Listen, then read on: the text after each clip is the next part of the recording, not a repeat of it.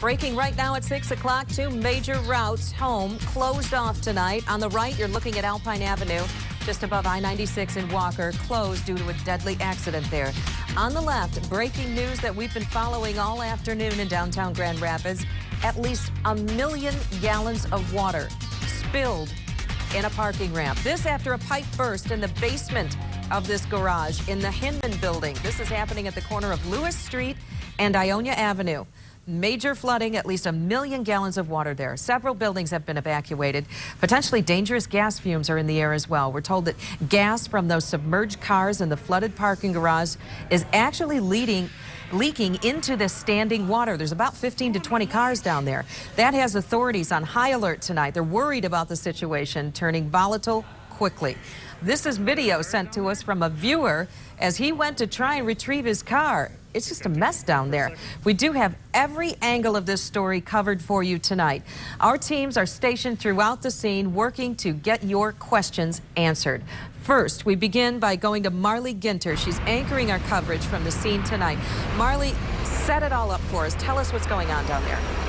Well, Sue, as you can imagine, this is a very active and hectic scene here in downtown Grand Rapids, especially for late Friday afternoon as everyone is heading out of work and trying to get home. Just the chunk of downtown Grand Rapids basically shut down. You can see I'm standing off of Ionia and Fulton right now. This road is blocked off. This whole area right here is blocked off. I want to throw up a map just so you can get an idea of what you're faced with if you're trying to head to downtown, because we're hearing that these roads will be shut down for quite some time because we do have a volatile situation out here. We're talking about 1.8 million gallons of water. That's the estimate that leaked from this water pipe that burst into this private parking ramp. Now, what that did was it flooded the bottom portion of this parking ramp. 15 to 20 cars down there at the bottom of this ramp just completely submerged. People frantic, trying to get to their cars. They heard too late. They weren't able to get their vehicles out of that. Now, the one concern that we've been having out here is that we're talking about gas leaking from some of those vehicles. The concern then is a flash fire. So we have several emergency crews out here right now keeping this area shut down. I was watching just minutes ago as some of our crews were being briefed. We have crews peppered throughout downtown Grand Rapids right now to bring you the very latest. We want to get over to 24 Hour News 8's Heather Walker. She just heard from officials. Heather, what did you learn? Just learned that the pumping process to get the water out of this facility is going to take 12 hours. Right now, crews are working to get more trucks and more pumps so that we can maybe speed up that process a little bit. We've also just learned that they've decided to shut off the power in the building, the Louis Benton building right here, and it's also connected to the building that hosts Clear Channel. That power will be shut off around 7 o'clock tonight, trying to isolate the power so that it's not going to affect any other buildings, you know, where there's elevators, where people could be in, where it could put people's safety at risk. I'm joined now with Roger Morgenstern from Consumer Energy. Why are we doing this? We're doing this to make the situation as safe as possible. We've been working with the fire department this afternoon, and they feel that it would be safest if we cut all the power to the building. To do that safely, and to cut the power to the 2 buildings, it's taking us some time to make sure we isolate those buildings, because all the power here in downtown Grand Rapids is underground. So it's a complex system, and we have to make sure we have everything in place from a safety standpoint to do it safely. And if for some reason we see something that it doesn't make the situation safe, we'll hold off on cutting the power, because safety's first. But the fire department feels it'll be a safer situation if the power is cut. I've talked just in the last couple minutes with the owners of Louis Benton and representatives from Clear Channel so that they understand the power will be off. It might be off, as you said, for maybe 12 hours while they pump the water out. Yeah, we're just trying to get that water out so that we can get these cars out of here and clean this all up.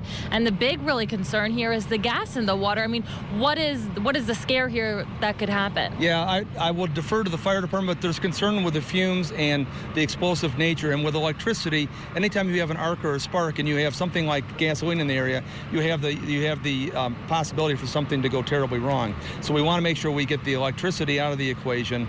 And the thing with gasoline, it floats to the top of the water. So even if there's only 50,000 gallons in there, the gasoline is still there until they remove all the water. So it'll be some time until we can, make the situation safe. Okay, thank you so much. Lots of crews out here, as you can see behind me, working to clean up the situation as safely and quickly as possible. And it is affecting a lot of people, not just those people who have cars in there. We actually learned that someone was having a wedding reception tonight at 77 Monroe. They've had to move that. So a lot of people being affected here tonight. We'll stay on top of this and bring you the latest. Marley. Heather, it just sounds like such a mess as that everyone is really dealing with out here. We've been talking with people who were trying to get their cars out of there. One man did manage to get it out in the nick of time, but as you can imagine, he was very lucky. 24 Hour News 8's Coco McAvoy is here with me now. You were able to speak with him and some other people who've just been completely devastated by all of this. Yes, Marley, and it's really been a mess for all of those people. We were just at 77 Monroe Center, where all of the people who work were evacuated hours ago following this situation. Many people tell me they were not able to get to their cars in time. And one specific guy said by the time officials told him about the situation, his car was already underwater. We also spoke to a guy who was out to lunch, didn't know anything about the situation, got back and found out that his car was trapped. Went to lunch, came back to this. Parking ramps all blocked off, and my transportation's inside.